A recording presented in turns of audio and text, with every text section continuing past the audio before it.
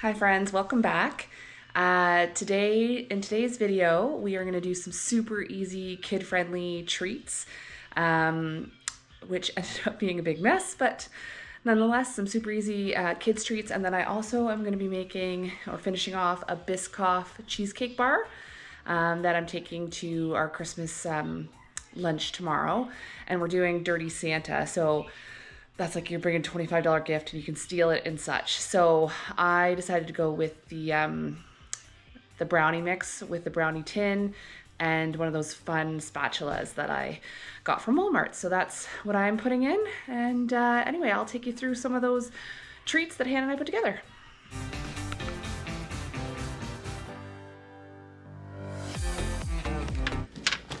One on top. So here we're partnering on making some Rolo pretzels. Now, this is a bit of a lie because this one is a bake. You do put it in the oven for a couple minutes just to quickly melt the Rolos and then squish them with another pretzel. But this was just an easy activity for us to do together while we're watching Home Alone. If your kid has not watched Home Alone again, I highly recommend videoing them when the two bad guys get in the house. It was pretty entertaining to watch her see that for the first time. I still remember when I watched it with my parents when I was a little kid. It was pretty entertaining. I swear my parents didn't stop laughing when they slipped on the ice because they could relate so much.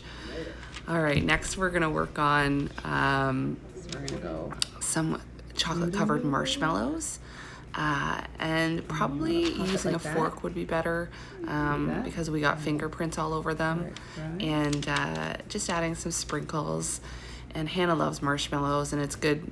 This might be a nice little treat to put on top of some hot chocolate. Just another way to kind of dress up some marshmallows. Again, I would probably use a fork because you can see my fingerprints are all over everything, and I'm dripping chocolate everywhere. Like I said, a little bit messy.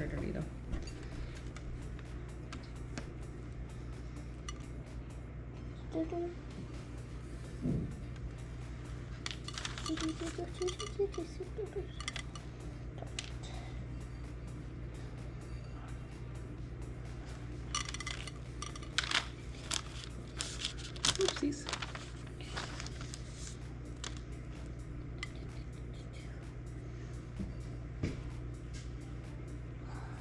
What? Oh, dang it, my marshmallow. Okay, next we're gonna move on to some Ritz cracker sandwiches. So this is just using Ritz crackers and peanut butter and dipped in chocolate again.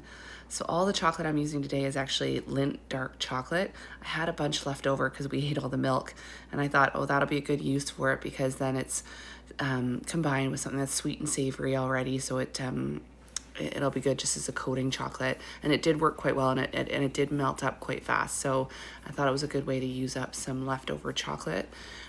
You can always just use chocolate chips, but that's what I decided to use. So I'm just sandwiching them here together.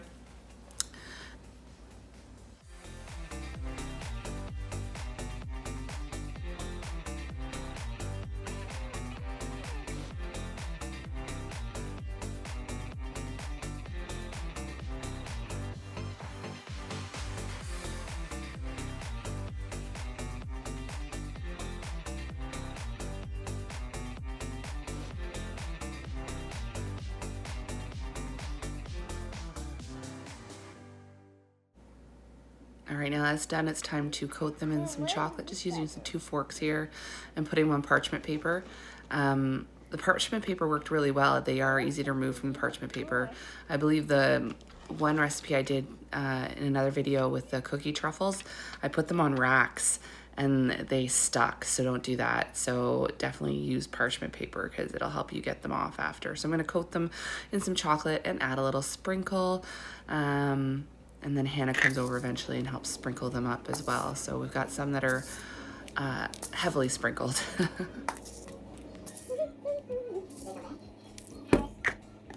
Okay, just gonna set those two to aside to dry, or sorry, like harden up again. And now we're gonna work on some peanut butter balls. So you got some peanut butter, butter, and then you add crushed up graham cracker crumbs, which I didn't know that was in peanut butter balls, so I'm glad I had some.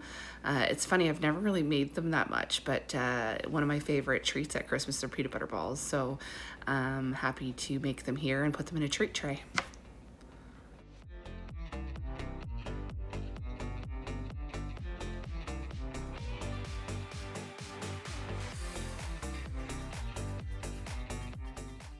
Now, I would say crush up more graham crackers than you think you need. I did need a bit more than what the recipe called for because my butter was quite soft and the peanut butter was soft. So I'm glad I did that. And then I did have to put them in the fridge to set up before I rolled them and dipped them in chocolate. So we're just going to use a cookie scoop here to put them on the parchment paper. And then we will put them in the fridge before you roll them. I did try to roll there, but it was a bit too sticky. So we'll come back later, roll them and dip them in chocolate. So Hannah here is just helping out and using a cookie scoop to put everything on the cookie tray so we can put that in the garage and in the fridge.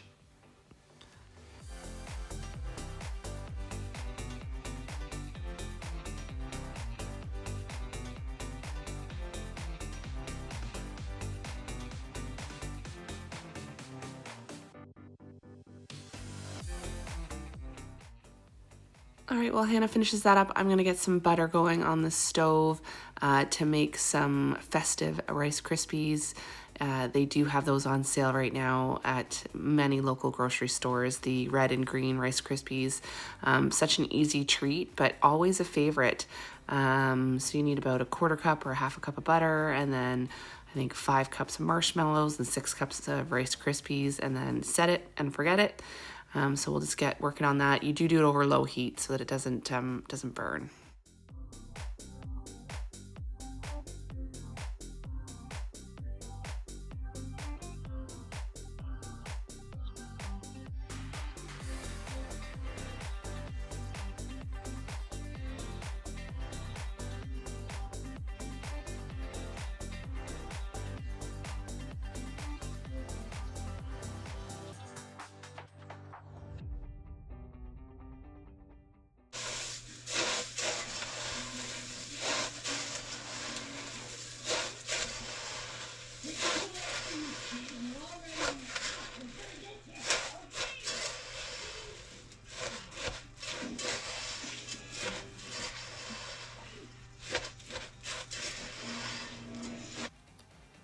All right, I'm just spraying the pan there to put it in and press it down.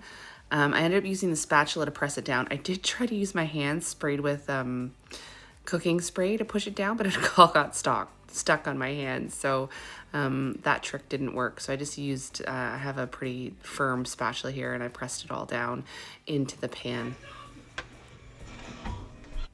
Okay, next I'm gonna work on the Biscoff cheesecake bars. I'm using my, like the bullet to crush these up because I'm like, oh, it's right here. I didn't want to get out my food processor. Get out your food processor because this did not work and I had to do it in multiple batches. So I don't know why I didn't admit defeat and just get it out, but I did stick with it.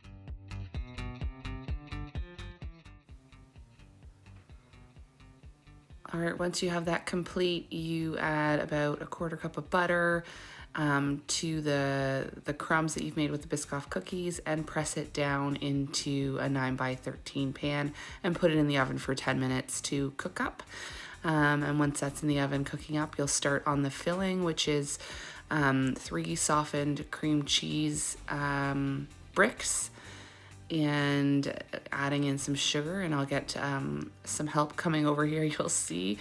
I'm trying to look for the sugar and I forgot to decant it again because I ran out.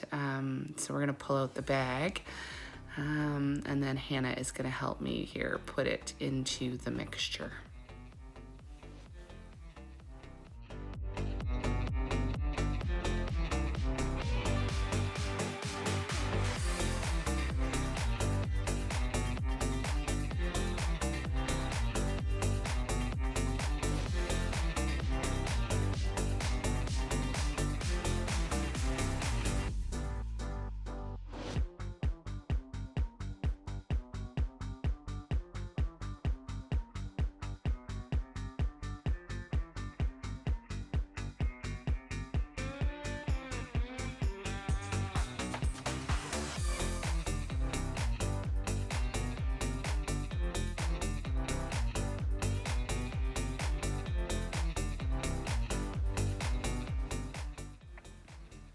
Next we'll add some of the Biscoff cookie butter.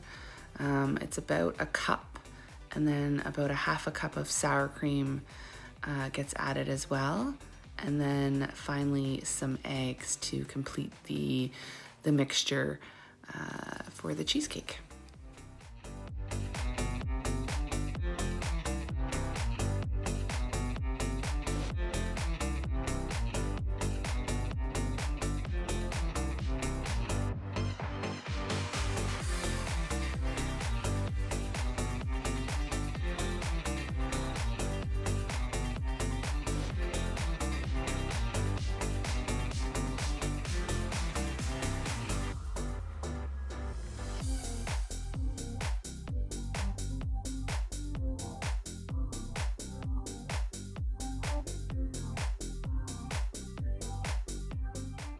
Once that's all mixed up, we'll pour it over the crumb base and put it back in the oven for 30 to 35 minutes.